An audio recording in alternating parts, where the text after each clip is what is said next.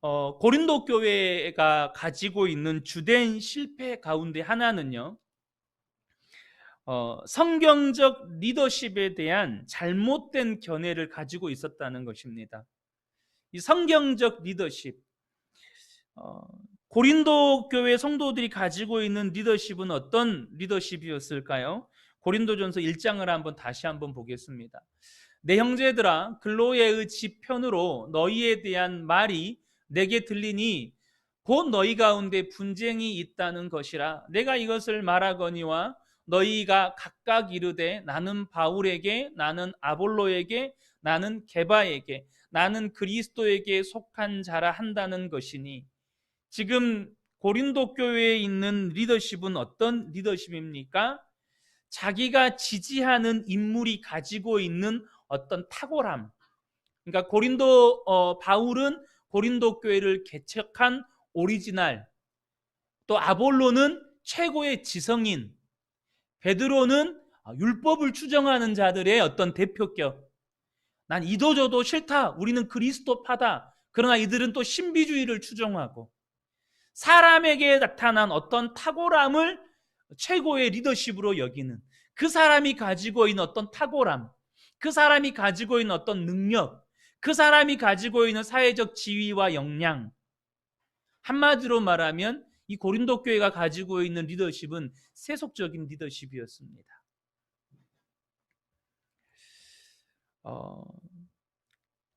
여러분, 저와 여러분이 깨달으셔야 되는 것이, 교회는요, 성경이 가르치고 있는 리더십을 발견해야 하고, 또 그것이 교회 가운데서 세워져야 하고 존경받아야 한다는 것입니다.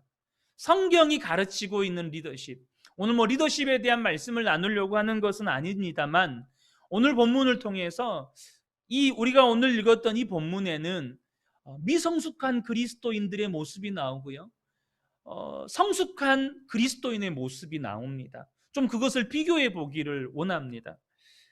먼저 본문은요, 사도 바울의 한탄으로 시작을 합니다. 보죠. 형제들아, 내가 신령한 자들을 대함과 같이 너희에게 말할 수 없어서. 이 말이 뭔 말일까요?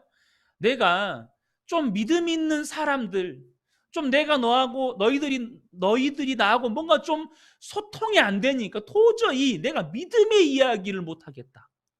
도무지 내가 믿음의 이야기, 영적인 이야기를 할 만한 수준이 너희가 안 된다. 지금 이야기하는 거예요.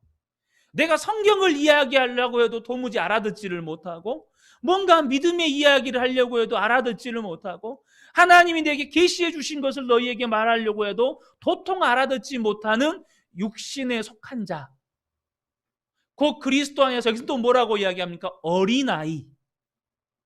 내가 너희를 젖으로 먹이고 밥으로 아니하였노니. 뭔 말이에요? 밥도 못 먹는 젖먹이. 너희가 밥을 감당하지 못하였음이거니와 지금도 못하리라. 예전이나 지금이나 변함이 없이 너희들은 지금 영적으로 기저귀 차고 있는 젖먹이들이다. 똥오줌도 못 가리는 지금 젖먹이들이다라고 사도 바울이 한탄하고 있는 거예요. 지금 이 내용, 지금 노란색으로 표시된 부분을 보면 정말 사도 바울이 어떤 심정으로 말하는지를 조금 아시겠죠. 지난번에도 말씀드렸다시피 고린도 교회에서 사도 바울이 1년 6개월을 머물렀거든요. 1년 6개월을 머물면서 그들을 가르쳤고 양육했고 그들을 위해 기도했고 그랬었거든요. 그런데요, 이 고린도 교회 성도들은 자신들을 매우 신령하고 지혜롭고 성숙한 그리스도인으로 여겼다는 거예요.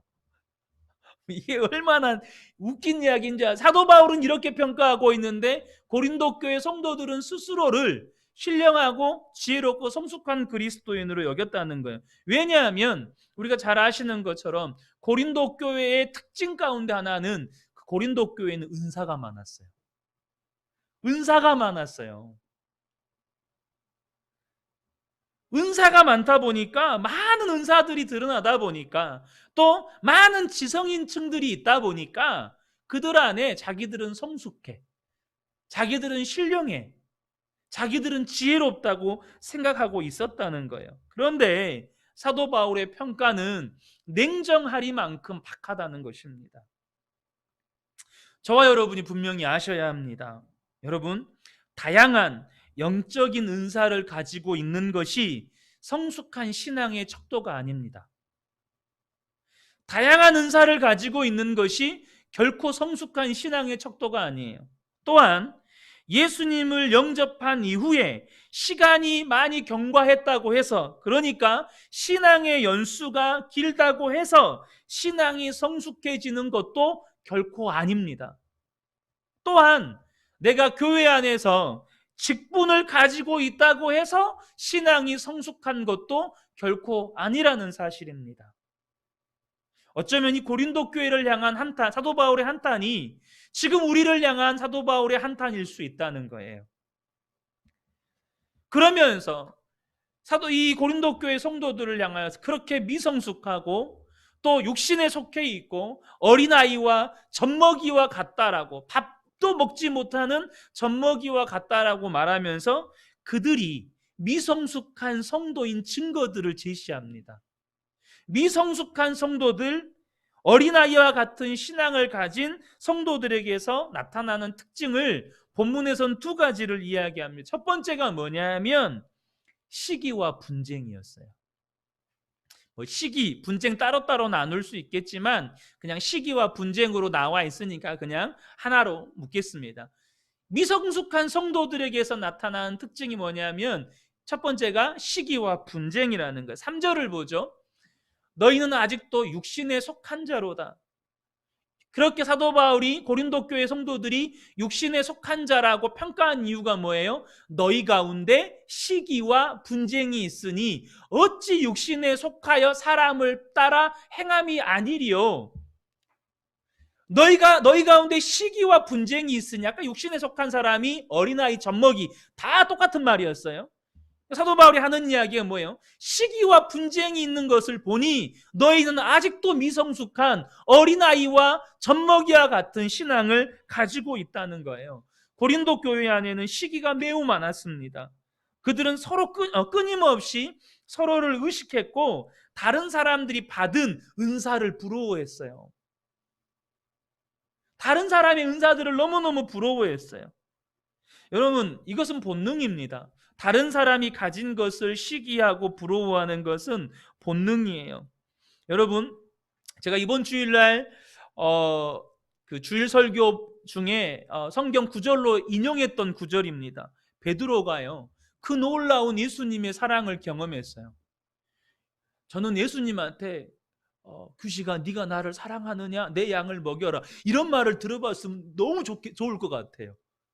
와, 정말 얼마나 놀라운 은혜입니까? 얼마나 놀라운 은혜예요?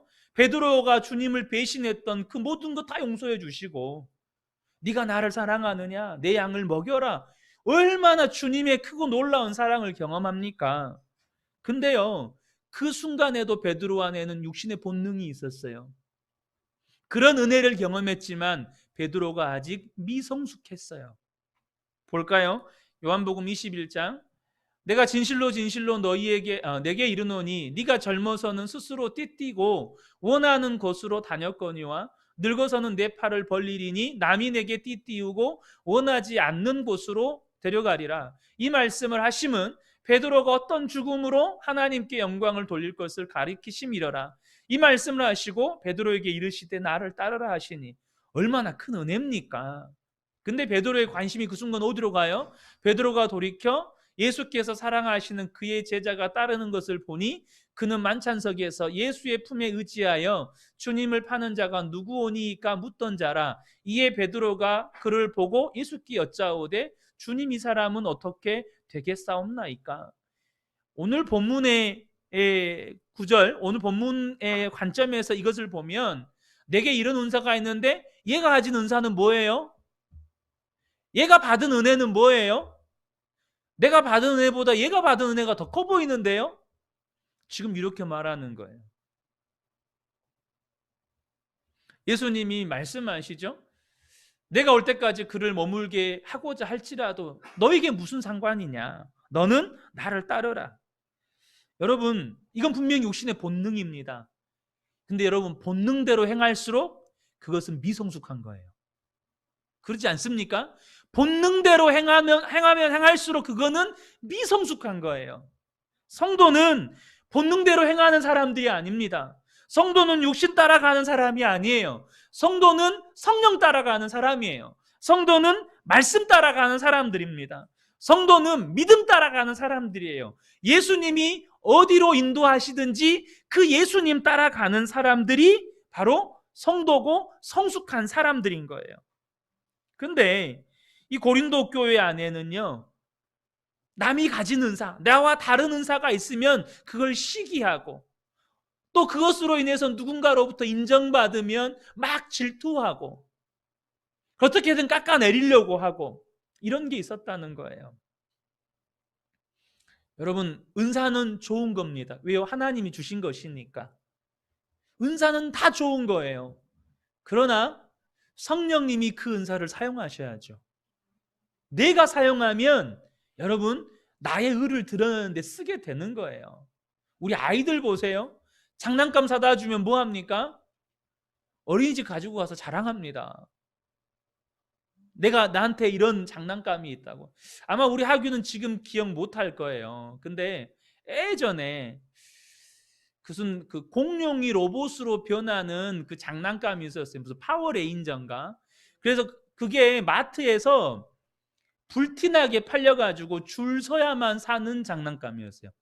살 수가 없어요. 그럼 저희 이제 누님이 홈플러스에서 이제 근무하시다 보니까 미리 찜해가지고 줄 서서 사야 되는 걸 사가지고 보내줬어요. 우리 하규가 어떻게 했을 것 같아요? 그거 가지고 성경 가서 애들한테 자랑하는 거예요. 왜요? 어린아이니까. 어린아이니까 그래요. 자, 두 번째 특징, 미성숙한 신앙의 두 번째 특징이 뭐냐면 분열과 경쟁이에요. 분열과 경쟁. 자, 고린도전서 3장 4절을 볼게요. 사람들이 서로 주장해요. 어떤 이는 말하되 나는 바울에게라 하고, 다른 이는 말하되 나는 아볼로에게라 하니, 지금 뭐 하는 거야? 야, 나 바울파야. 야, 나 아볼로파야. 너 뭐야? 지금 서로 자기 파벌이 낫다고 지금 의시되면서 상대방 파벌을 깔아 뭉개는 거예요. 뭐 하는 겁니까? 서로 분열을 조장하고 나와 다른 파벌보다 우위에 서서 그 파벌을 위에서 짓눌러 버리려고 하는 분열과 경쟁이 그 안에 있었다는 거예요. 이거 다른 말로 이야기하면 연합과 포용이 없었다는 거예요. 하나됨과 포용이 없었다는 거예요. 고린도 교회는 이 파벌로 나뉘어서 하나 되지 못했고, 그 파벌끼리 끊임없이 새를 불리면서 다른 파벌 위에 서고자 끊임없이 경쟁했다는 거예요. 왜 사람들이 파벌을 만들고 남들보다 우위에 서려고 할까요? 그건 두말하지 않고 하나님을 안 믿기 때문이에요. 다른 이유가 아니에요. 왜 파벌을 만들어요? 하나님을 안 믿기 때문이에요. 우리가 모이기를 힘써서 사랑하는 걸 말하는 게 아닙니다. 한 몸이 아니라 서로 파벌을 만드는 걸 이야기하는 거예요. 왜 파벌을 만들고 상대방보다 위에 서려고 하냐면 하나님을 안 믿기 때문이라는 거예요. 여러분, 이것은 가인의 행태를 보면 명확해져요. 우리가 지난번에 하나님이 지으신 가정, 인간이 지은 가정을 비교하면서 가인을 잠깐 살펴봤는데 다시 한번 볼게요. 창세기 3장 16절에 가인이 여호와 앞을 떠나서 에덴 동쪽 노 땅에 거주하더니 아내와 동침함에 그가 임신하여 에녹을 낳은지라 가인이 성을 쌓고 그 이름을 에녹이라 했다라고 되어 있어요. 자, 여기서 가인이 이 노 땅에 거주하면서 성을 쌓았다. 무슨 말일까요? 세력을 구축했다는 거예요. 세력을 구축했다는 거예요. 성을 쌓고 이 도시의 시스템을 만들고 정치 시스템을 만들고 문화 시스템을 만들고 세력을 구축했다는 거예요. 그리고 이 가인의 후손들 이야기를 쭉 보면서 우리가 뭘 봤죠? 그들이 연약한 자들을 약탈하고 죽이고 빼앗고 이걸 봤어요. 왜 가인이 그걸 하죠? 시작할 때 나오잖아요. 여호와 앞을 떠나서, 하나님 앞을 떠나서 하나님을 안 믿으니까 스스로를 지키고자, 스스로를 보호하고자 세력을 만들고 다른 세력을 짓밟는 것이에요. 자기 스스로가 안전장치를 만들려고 하는 거죠. 지금 고린도 교회 성도들이요, 젖먹이 수준과 같은 미성숙한 상태에 머물러 있다 보니까 스스로 당파를 만들고 다른 당파들을 경쟁해서 우위에 서려고 하고 연합과 포용이 사라져버린, 상실되어 버린 상태로 머물러 있는 것이죠. 그러면서 본문 5절부터는 사도 바울이요, 자신과 아볼로의 예를 들면서 성숙한 신앙, 성경적인 리더십을 가진 신앙인들이 어떤 사람들인지를 보여줘요. 앞으로 계속해서 보면서 오늘 제가 뭐 의도적으로 이걸 성경적인 리더십을 하려고 하는 건 아니지만 성숙한 신앙이 무엇인지가 이 아볼로와 바울에게서 보여져요. 볼까요? 첫 번째는 뭐냐면 자신의 역할과 한계를 명확하게 구분한다는 거예요. 자신의 역할과 한계를 구분한다는 거예요. 이게 무슨 말일까요?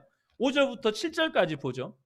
그런즉 아볼로는 무엇이며 바울은 무엇이냐? 그들은 주께서 각각 주신 대로 너희로 하여금 믿게 한 사역자들이니라. 나는 심었고 아볼로는 물을 주었으되 오직 하나님께서 자라나게 하셨나니 그런즉 심는 이나 물 주는 이는 아무것도 아니로되 오직 자라게 하시는 이는 하나님 뿐이니라. 자, 보세요. 먼저 이 성숙한 신앙인의 모습이 자신의 역할과 한계를 명확하게 구분한다고 말씀드렸죠.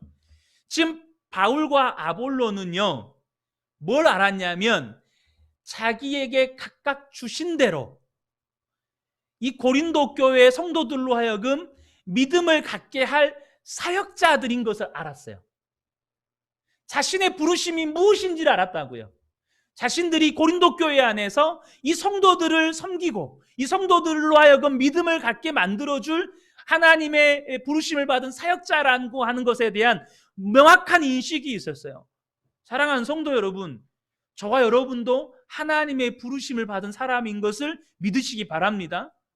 여러분, 성도는요, 내가 하나님으로부터 부르심을 받았다는 것을 명확하게 알고 믿는 사람들이에요. 이게 굉장히 중요한 거예요. 우리가 우리 아이들이 학교에서 이제 도덕을 배우면 뭐 이제 또 사회에서 나와 잘 모르겠어요. 이 정체성이라는 것을 배우게 돼요. 정체성. 성장하면서 내가 대한민국 국민이라는 거, 그죠?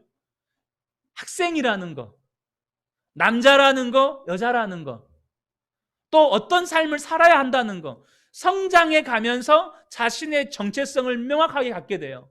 마찬가지로 성숙한 성도는 하나님이 나를 부르셨다는 것에 대한, 또한 어떤 사역자로 부르셨다는 것에 대한 명확한 인식이 있어요.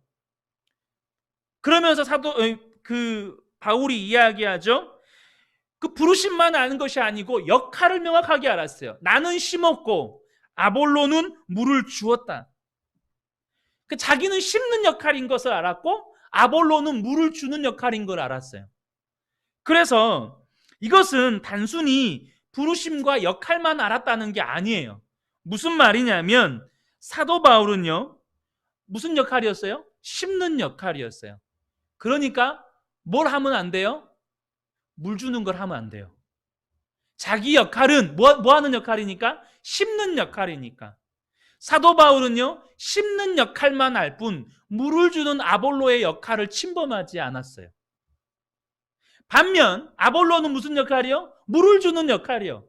그러니까 사도 바울이 하는 심는 역할을 침범하지 않았어요. 그리고 더 중요한 게 있어요. 그게 뭘까요? 그들은 하나님의 역할을 침범하지 않았어요. 자신들은 심고 자신들은 물을 줄 뿐 자라게 하신 분은 누구다? 하나님이시다. 여러분, 사람이 자라게 하려면 어떻게 하죠? 왜 안 자라냐? 누구들 좀 자라라. 어떻게든 애걸복걸 혹은 소위 말해서 세상적인 용어로 좀 닥달해서라도 뭔가 하게끔 만들어내야 되지 않겠어요? 뭔가 결과를 내려고 아둥바둥해야 되지 않겠어요? 잘하게 하시는 분은 하나님, 그리고 그들은 자신의 역할에 충실할 뿐 하나님을 전적으로 신뢰했다는 거예요. 자신들의 역할 이후의 결과를 책임지려고 하지 않았어요.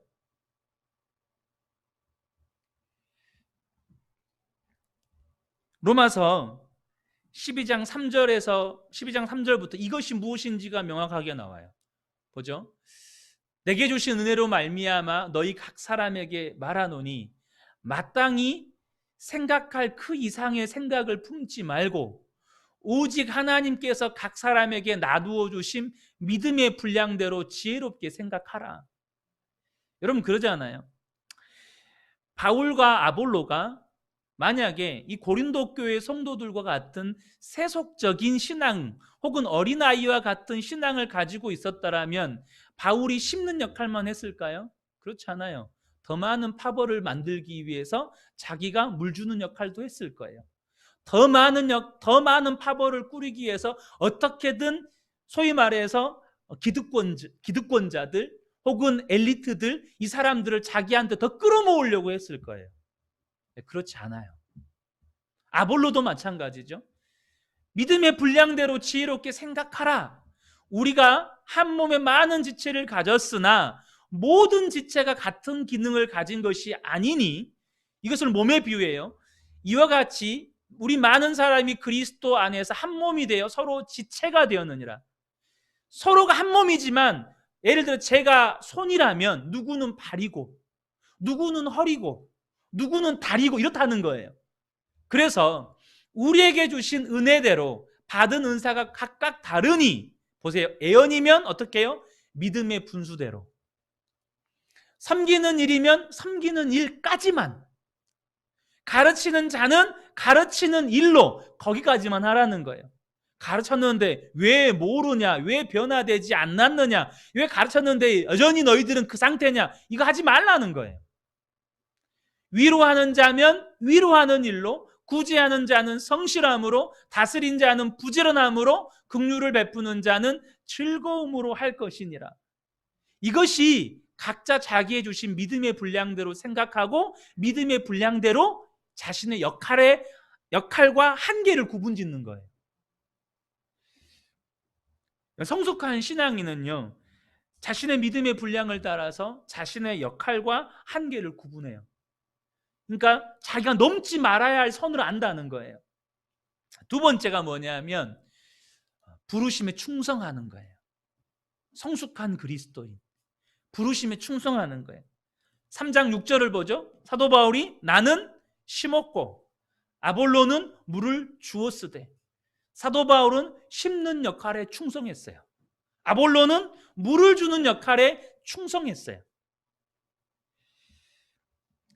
성숙한 신앙, 성숙한 그리스도인은 부르심에 충성합니다. 주님은요, 그리스도의 일꾼들에게 충성을 요구하세요. 고린도전서 4장 1절과 2절이죠. 사람이 마땅히 우리를 그리스도의 일꾼이요 하나님의 비밀을 맡은 자로 여길지어다. 그리고 맡은 자들에게 구할 것은 충성이니라. 주님은 우리에게 충성이 필요하다고 말씀하세요. 그래서 마태복음 25장에 보면 달란트 맡긴 자의 비유가 나오죠. 맡긴 주인의 비유가 나옵니다. 그 5달란트, 2달란트 맡은 자들이 어떻게 반응합니까? 또 어떤 사람이 타국에 갈 때에 그 종들을 불러 자기 소유를 맡김과 같으니 각각 그 재능대로 한 사람에게는 5달란트, 한 사람에게는 2달란트, 한 사람에게는 1달란트를 주고 떠났더니 5달란트를 받은 자는 바로 가서 그것으로 장사하여 5달란트를 남기고 2달란트 받은 자도 그와 같이 하여 또 2달란트를 남겼으되, 지금 이들이 뭐 했죠? 자기에게 맡겨진 5달란트, 자기에게 맡겨진 2달란트 가지고 맡겨진 것에 충성했어요. 그리고 그 충성된 종들에 대한 주님의 평가도 한결같아요. 뭐죠? 마태복음 25장 21절에 그 주인이 이르되 잘하였도다 착하고 충성된 종아. 주님의 평가도 충성된 종이래요. 내가 적은 일에 충성하였음에 내가 많은 것을 내게 맡기리니 내 주인의 즐거움에 참여할지어다. 충성된 종에게 주님은 상을 베푸십니다. 오늘 본문의 8절에도요, 사도 바울은 이런 이야기를 합니다. 섬기는 이와 물 주는 이가 한 가지이나 각각 자기가 일한 대로 자기의 상을 받으리라. 여러분, 상은요, 성숙한 그리스도인들만 기대하는 거예요. 다시 말하면 자신에게 맡겨진 부르심에 충성한 그리스도인들만 기대하는 거예요. 충성하지 못한 그리스도인은요, 상을 기대할 수가 없어요. 본인 스스로가 충성하지 못했다는 걸 알아요. 한 달란트 맡은 자도요, 그 주인을 원망하지만 본인 스스로도 알아요. 자신이 충성하지 않았다는 것. 그래서 상을 기대하지 않아요. 저는 우리 근혜교회 모든 성도님들이요, 주님 오시는 그날에 한 분도 예외 없이 상을 기대하는 분들이 되시길 축복합니다. 사도 바울도 기대해요. 자기에게 의의 면류관이, 생명의 면류관이 준비되었다는 걸 기대합니다. 여러분, 기대하셔야 되지 않겠어요? 여러분, 상을 기대하는 건 성숙한 그리스도인만, 성숙한 성도만 기대할 수 있는 거예요. 세 번째로, 이 성숙한 신앙의 특징은 뭐냐 하면 은혜로 고백한다는 거예요. 다른 말로 이야기하면 겸손하다는 거예요. 은혜를 은혜로 고백해요. 자, 5절과 7절 보세요. 지금 나는 아볼로에게로, 나는 바울에게로 이렇게 할 때 사도 바울이 이렇게 말해요. 아볼로는 무엇이며 바울은 무엇이냐? 지금 자기한테 하는, 내가 도대체 뭐냐? 이 이야기 하는 거예요. 저를 비유하면 신목사가 도대체 뭡니까? 신목사가 도대체 뭡니까? 7절에 뭐라고 얘기하죠? 그런즉 심는 이나 물 주는 이는 아무것도 아니로되. 사도 바울이 나는 아무것도 아니다. 아볼로도 아무것도 아니다. 이렇게 고백하는 거예요. 지금 고린도 교회 성도들은 바울을 추종하는 무리들이 있고 아볼로를 추종하는 무리들이 있는데, 사실 어떻게 보면 분명히 그 교회의 주인은 그럴지라도 예수 그리스도가 주인이시기 때문에 예수 그리스도가 그 교회를 지탱하십니다. 근데 현상을 보면 뭐예요? 사실 그 네 개 파벌이 지탱하는 것 같아요. 현상을 보면. 그렇지 않습니까? 현상을 보면 그 네 개의 파벌이 교회를 지탱하는 것처럼 보일 만큼 강력했어요. 근데 사도 바울은 뭐라고 이야기하냐면 나도 아볼로도 아무것도 아니다. 지금 사도 바울의 고백은 뭐냐면 내가 행한 것은 아무것도 아닙니다. 내가 행한 모든 것은 내가 한 것이 아니고 하나님이 주신 은혜로 된 것입니다. 이 고백하고 있는 거예요. 지금 사도 바울이 뭘 하는 겁니까? 자신의 삶을 통해서 나타난 모든 사역의 열매들은 자신의 수고와 노력의 결과물이 아니고 하나님의 은혜로 되었다는 것을 아는 거예요. 이 말을 좀 더 풀어서 이야기하면 먼저 이 은혜가 은혜로 된 것임을 안다는 것, 자신의 모든 이 되어진 사역의 열매가 은혜로 되어졌다는 걸 안다는 건, 이걸 풀어서 이야기해. 먼저는 자신이 은혜 받을 자격이 없다는 걸 안다는 거예요. 나는 원래 은혜 받을 자격이 없는 사람인 것을 아는 거예요. 사랑하는 성도 여러분, 내가 은혜 받을 자격이 없다는 것이 인정되십니까? 좀 더 극단적인 표현을 해볼게요. 내가 세상에서 제일 나쁜 죄인이라는 거 인정되십니까? 지금 사도 바울은 그거 이야기하는 거예요.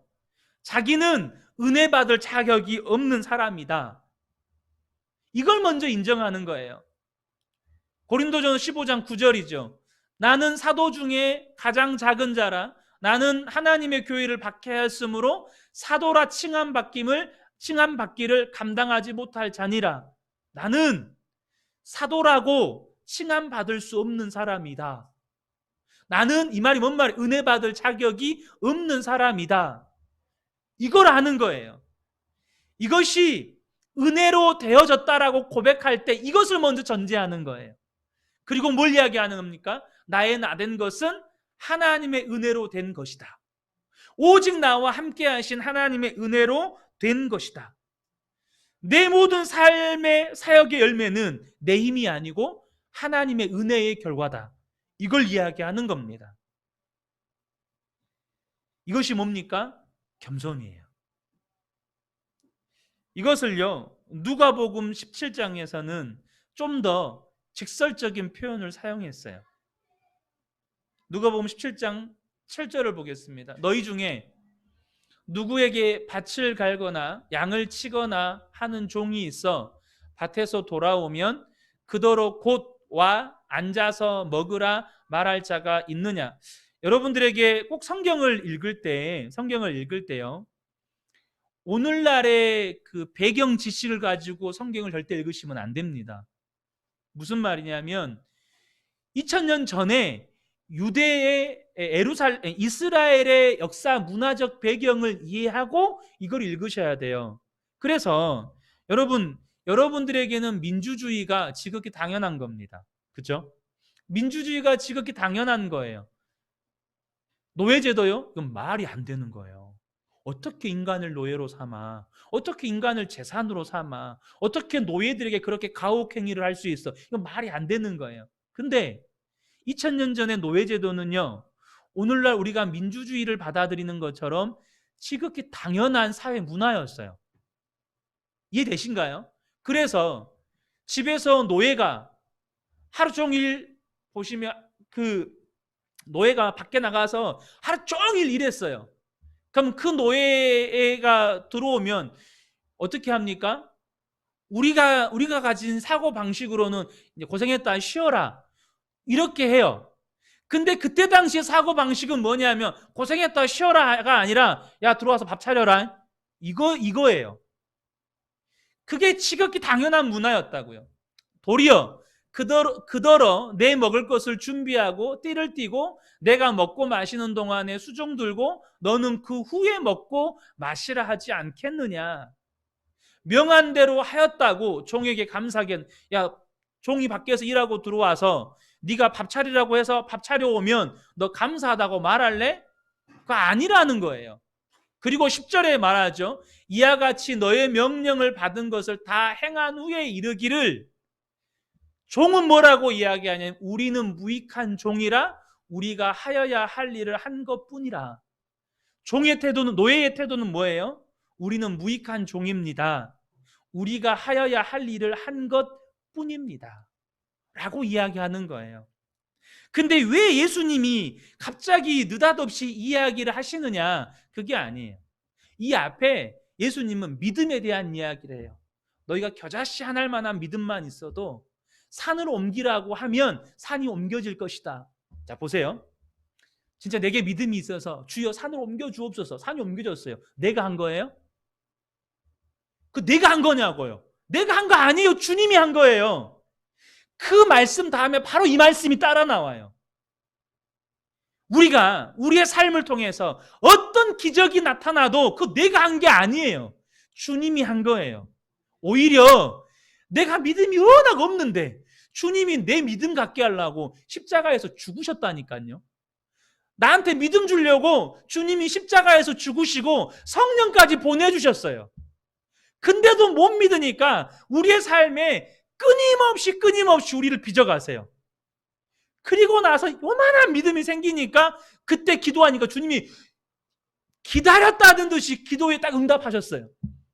누가 하셨어요? 주님이 하신 거예요. 내가 한 게 아니란 말이에요. 믿음을 갖게 하신 분조차도 주님이시고, 그러니까 그걸 아는 성숙한 그리스도인들은 주님, 나는 무익한 종입니다. 주님 진짜 나한테 믿음 주려고 진짜 애쓰셨네요. 내가 믿음 가진 것이 기적입니다. 도무지 나는 믿음을 가질 수가 없는 사람인데 주님이 믿음도 주시고 심지어 나를 주님의 일꾼으로 써주시고 또 내 같은 사람이 기도했다고, 내 같은 사람이 믿음 가지고 주님 앞에 순종했다고 이 놀라운 기적을 행하시다니, 주님 나는 무익한 종입니다. 여러분 이건 사실요, 아셔야 돼요. 은혜를 은혜로 고백하는 것을 우리가 겸손이라고 이야기했지만, 여러분 이거는요 사실을 그대로 이야기하는 거예요. 아닙니까? 지금 내가 한 것이 이만큼 있는데 그거 축소해가지고 나를 낮춘 겁니까? 그거 아니에요. 사실은 그냥 주님이 하신 일들을 그대로 다 소개하고 고백하는 거예요. 사실 이거 엄밀하게 말하면 겸손이라고 말할 수도 없어요. 우리가 일반적으로 생각하는 그런 겸손이요. 사랑하는 성도 여러분, 저는 우리 그은혜 교회가 성숙한 교회가 되어지기를 소원합니다. 우리 한 분 한 분이 성숙한 성도님들이 되어 가시기를 축복합니다. 사실 앞으로 고린도 전서에 계속해서 이와 관련된 내용들이 계속해서 다루어질 거예요. 그래서 오늘 본문에 국한해서 나누다 보니까 성숙한 성도가 무엇일까에 대한 부분에서 이렇게 소개를 하고 있는 겁니다. 앞으로 계속해서 소개가 될 거예요. 우리가 세 가지를 나누었습니다. 성숙한 성도가 어떤 성도입니까? 자신의 역할과 한계를 명확하게 구분하는 거예요. 자신의 역할이 무엇인지 알고 한계, 여러분 이 한계선을 안 넘어요. 다른 지체의 역할을 침범하지 않아요. 하나님의 역할을 침범하지 않아요. 하나님의 역할을 침범하지 않는다는 건, 주님 내가 이렇게 수고했는데 왜 이렇게 결과가 안 나옵니까? 이건 교만이에요. 그냥 내 부르심에 순종하고 주님을 신뢰하는 거예요. 그리고 두 번째가 뭐였어요? 부르심에 충성해 가는 거예요. 여러분의 부르심은 무엇입니까? 여러분의 부르심은 무엇인가요? 여러분 지금 이곳에 모였다는 건 여러분은 그은혜의 교회, 주님의 몸된 교회의 지체로 부르셨다는 거예요. 여러분 누군가의 아내고 누군가의 남편이고 누군가의 아버지고 누군가의 어머니예요. 여러분의 부르심 아닙니까? 거기서 충성하세요. 그리고 끝으로 은혜로 고백하세요. 하나님이 하신 걸 하나님이 하셨다고 고백하세요. 내가 은혜 받을 자격이 없는 사람이라는 걸 여러분 인정하셔야 돼요. 다 주님이 하신 거예요. 나는 그 주님의 은혜에 휩싸여 가지고 놀라운 은혜를 받았을 뿐이에요. 그냥 은혜의 통로로 사용됐을 뿐이에요. 얼마나 놀랍습니까?